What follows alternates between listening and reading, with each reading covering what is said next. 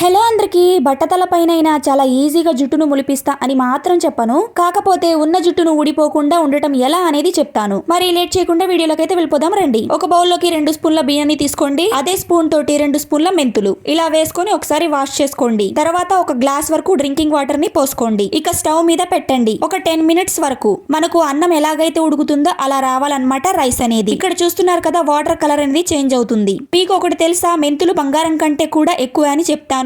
ఎందుకంటే అవి మన జుట్టుకి అంత బాగా పవర్ఫుల్ గా హెల్ప్ అవుతాయి. ఇక అలానే రైస్ వాటర్ వల్ల చైనీస్ వాళ్ళ జుట్టు ఎంత పొడవుగా ఒత్తుగా ఉంటుందో ఆల్మోస్ట్ అందరికీ తెలిసే ఉంటుంది కదా. ఇక పూర్తిగా చల్లారిన తర్వాత స్టైనర్ తోటి ఫిల్టర్ చేసుకోవటమే. ఇందులోకి మీ ఫేవరెట్ షాంపూని వేసుకొని బాగా మిక్స్ చేసుకోండి. ఇక ఈ వాటర్ తోటి హెడ్ బాత్ చేయటమే. మనం ఎప్పుడూ కూడా షాంపూని హెయిర్ కి డైరెక్ట్ గా వాడకూడదండి. ఇలా పవర్ఫుల్ రెమెడీతో అయినా లేదు అంటే నార్మల్ వాటర్ తో అయినా ఇలా షాంపూని మిక్స్ చేసుకొని హెడ్ బాత్ చేస్తే చాలా మంచిది. హెయిర్ కి ఏమైనా ప్యాక్స్ పెట్టుకోవాలి అన్నప్పుడు టైం లేకపోతే ఇలా షాంపూ చేస్తూనే మీ హెయిర్ ని పెంచుకోవచ్చు. లైక్ చేయండి.